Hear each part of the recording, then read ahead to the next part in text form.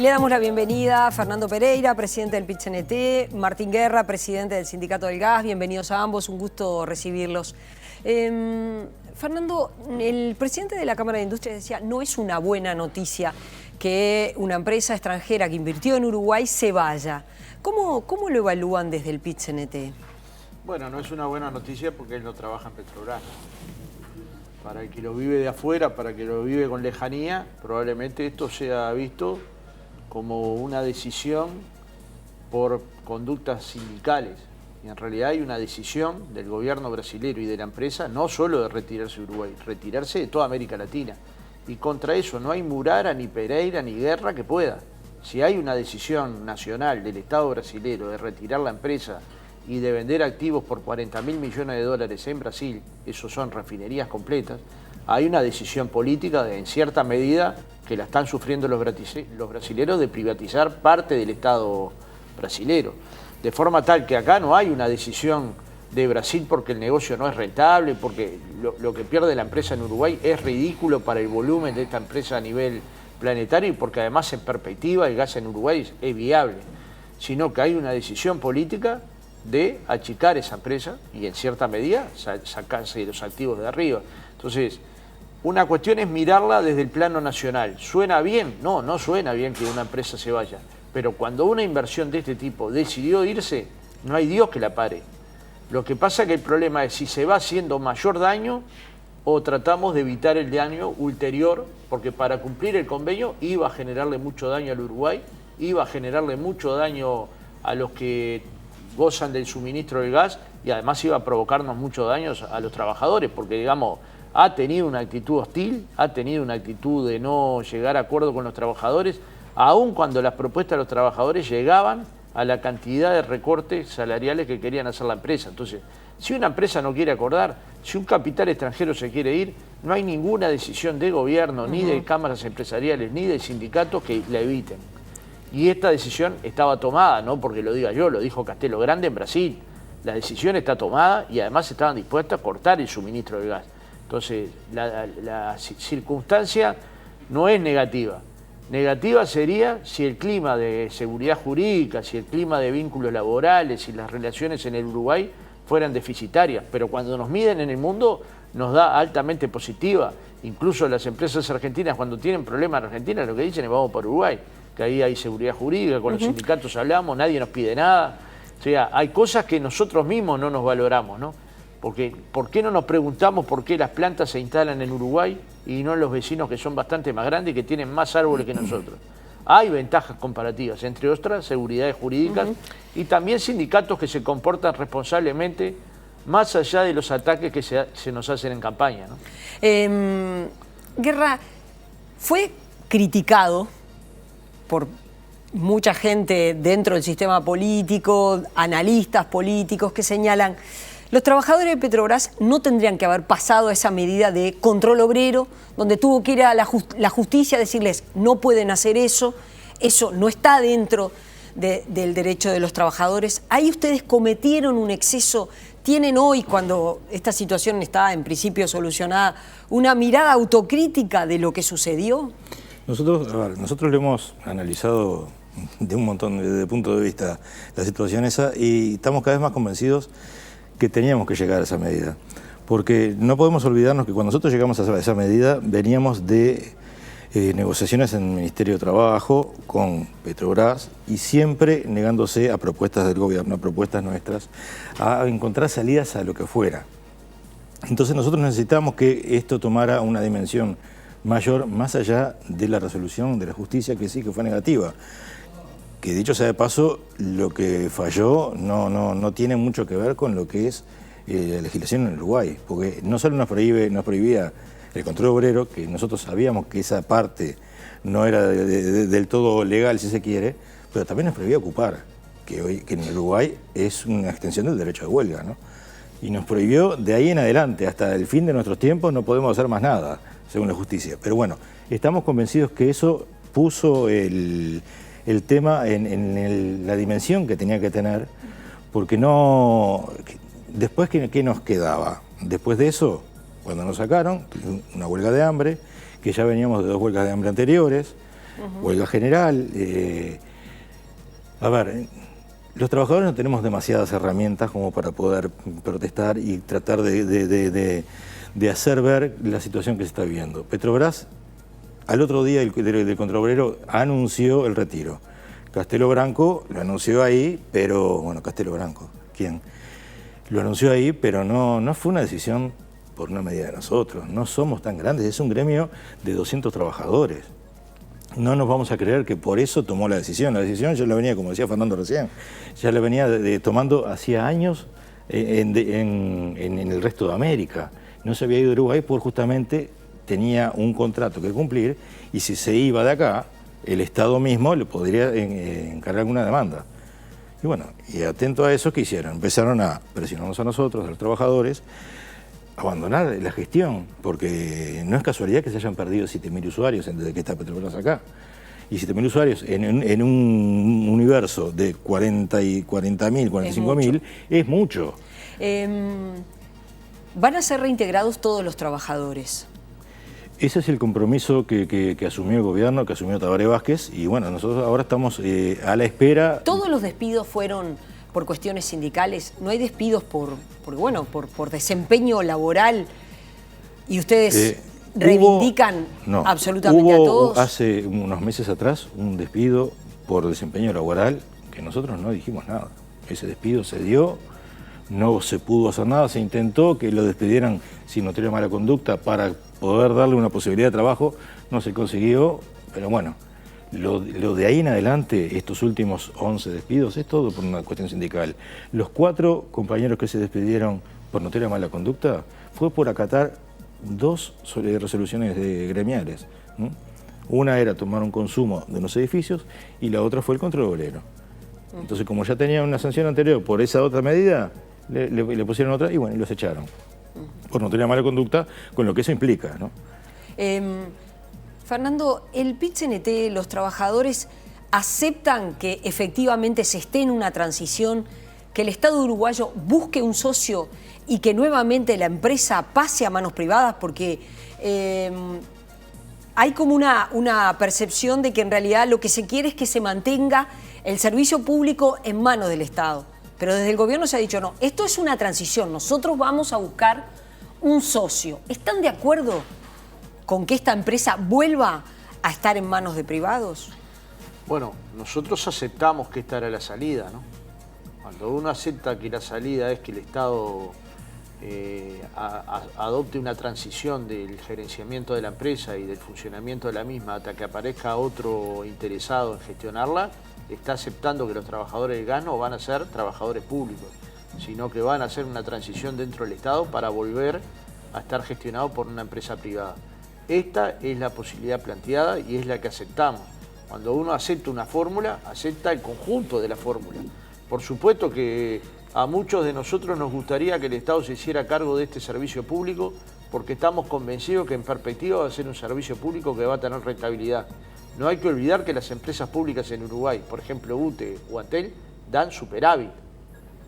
No son empresas deficitarias, por el contrario, son empresas que aportan a las rentas generales, que aportan servicios a los uruguayos, que le colocan fibra óptica a los hogares crema, como se dice, o a los sitios crema, y también a los hogares con menores niveles de ingreso, y eso ha posibilitado que la brecha digital en Uruguay sea menor. Entonces no hay por qué pensar que la eficiencia es privada y la ineficiencia pública, porque de hecho hay demostraciones, 1001 demostraciones de empresas gigantescas privadas que se fueron fundiendo por gestión. Un ejemplo claro es el de Honda, ¿no? No podían funcionar las empresas de ómnibus, resulta que las empresas de ómnibus son todas rentables. Entonces, la pregunta es, ¿el Estado podría gestionar esto? Yo creo que sí, pero lo que aceptamos, y lo aceptamos de buena fe, es que el Estado hiciera una transición de forma tal que los trabajadores ni los usuarios del gas fueran perjudicados en esta instancia y que se garantizara el suministro de gas a los hogares y a la industria y el trabajo de nuestros compañeros. Una vez que uno acepta la fórmula, la acepta completa, no la acepta por partes. ¿Y le gustaría otra cosa? Y sí, nos gustaría otra cosa porque pienso que el Estado puede llegar a ser un buen gestor y demuestra ser un buen gestor en un conjunto de actividades. En general nos quedamos solo con las malas. Si una empresa da una rentabilidad importante, si una empresa cableó casi todo el Uruguay para llevar fibra óptica, si los hogares uruguayos son los que tienen mayor cobertura eléctrica del mundo, esa noticia no es noticia en ningún lado. Y eso son las cosas que el Estado hace bien. Pero nos quedamos en aquello que fracasamos, que fallamos, que entonces decimos, no, lo mejor es la gestión privada. ¿Y dónde está demostrado eso? Cuando se dice la gestión privada es más eficiente que las empresas autogestionadas. ¿Y dónde está demostrado eso? Porque un estudio de Gabriel Burdín da todo lo contrario a este dato. Nos quedamos en las deudas que las empresas autogestionadas tienen en el FONDE, pero alguna vez damos los nombres de las empresas que tienen deudas con el BROU incobrables y que son grado 5 de categoría de deudor o grado 4. ¿Por qué no sacamos el listado y decimos el señor tal debe, el señor tal debe, el señor... No, nombramos a Envidrio, nombramos a CTC Olmos y las empresas capitalistas que se endeudaron con el Estado y que no pagan, con el BROU y con la banca privada, ¿no? ¿Por qué no las nombramos? ¿Por qué no tenemos justicia a la hora de analizar los temas? Porque en verdad hay contradicción de intereses. Y en la sociedad eso se ve en cada capítulo, es lo que él dijo. ¿Cómo puede ser que se juzgue el sindicato del gas? ¿Qué fue la cosa tan grave que sucedió?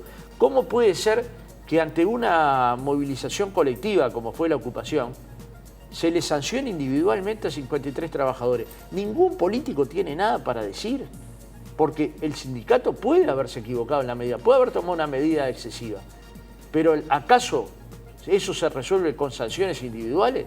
¿Cuál sería la práctica adecuada? ¿La justicia puede tomar una decisión antes de que la medida se aplique?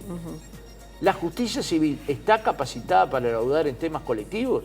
Porque yo creo en la justicia, respaldo al Poder Judicial, pero no creo que todo lo que haga sean aciertos. Y creo que un pecado de la sociedad uruguaya es pensar que la justicia acierta en todos los casos.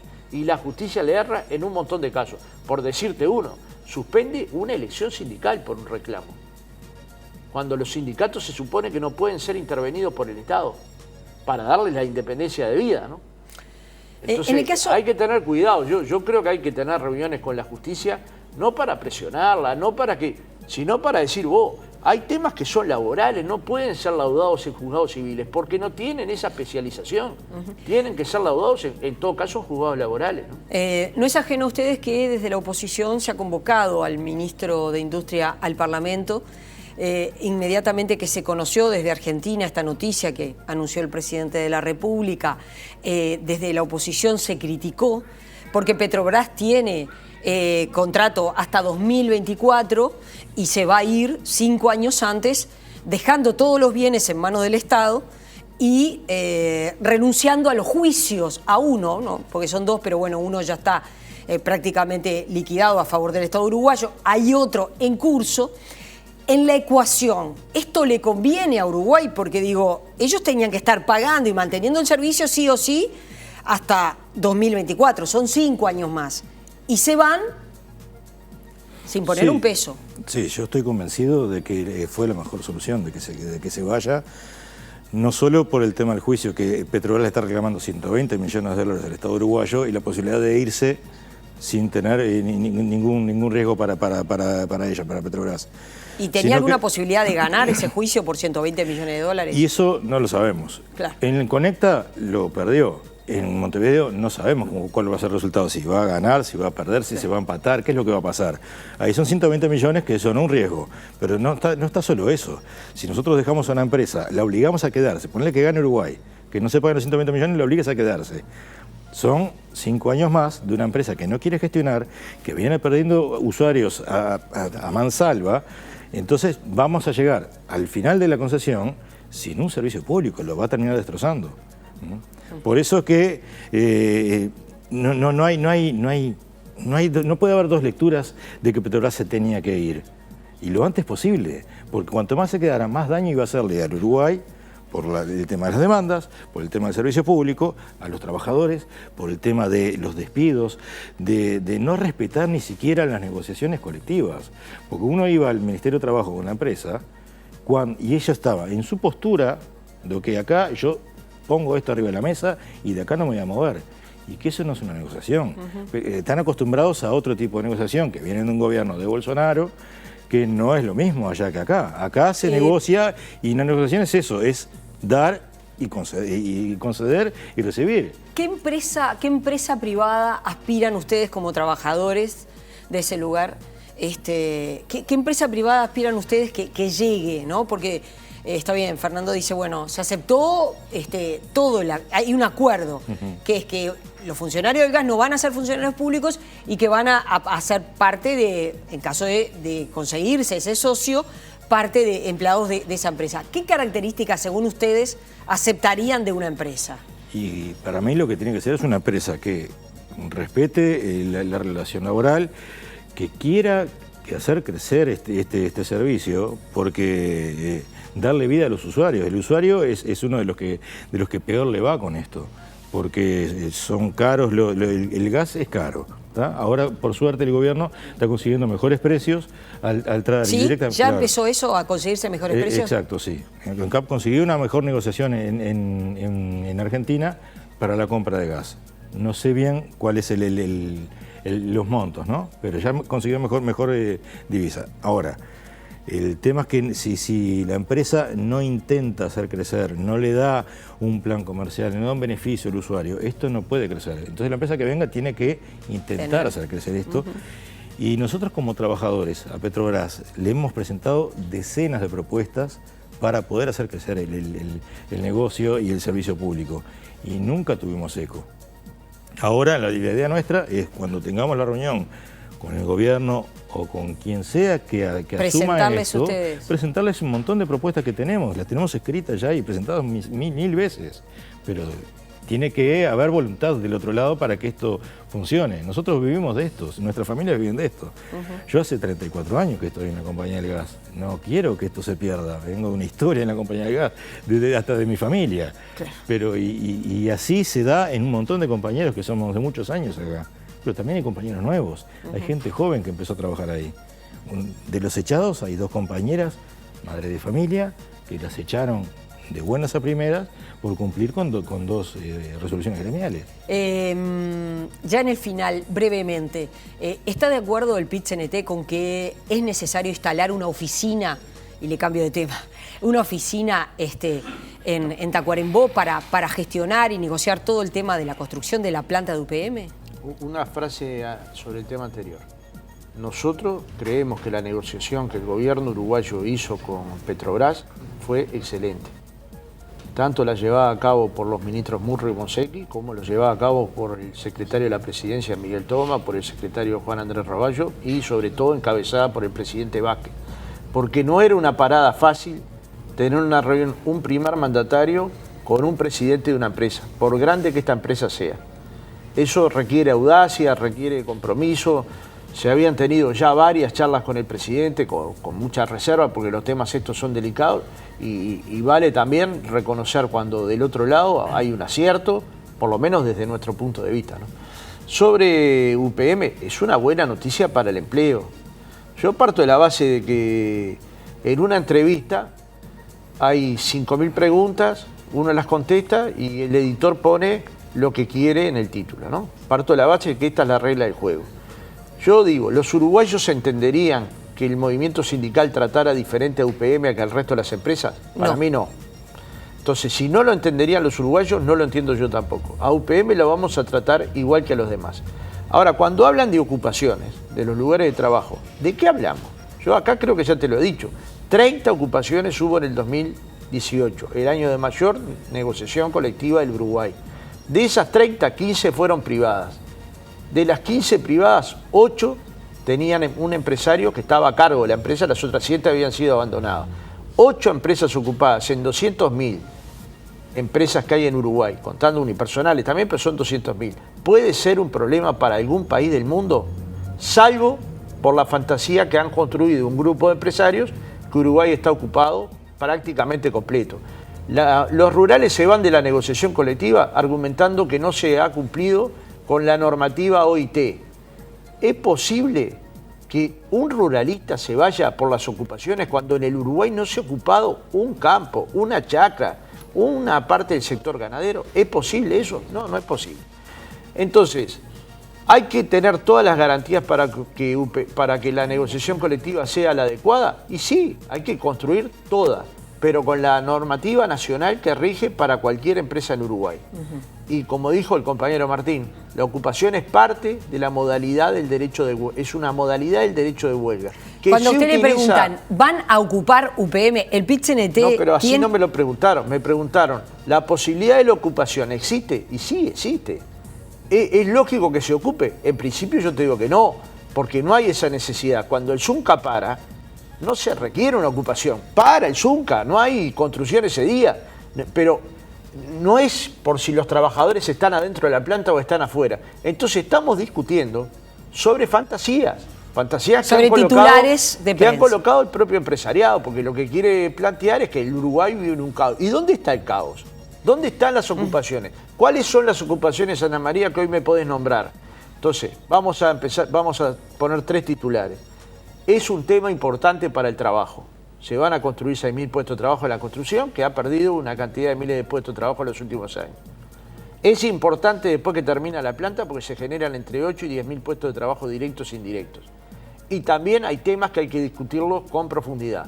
El tema ambiental, donde el movimiento sindical no tiene expertise, va a tratar de construir un foro de debate, un foro de intercambio con organizaciones no gubernamentales, pero también con expertos. Y en el tema del convenio Uruguay-UPM, para ver cuáles pueden ser las mejoras que pueden haber. Pero ahora, hay una negociación. Al Uruguay le llegó una noticia que para los uruguayos yo creo que es importante.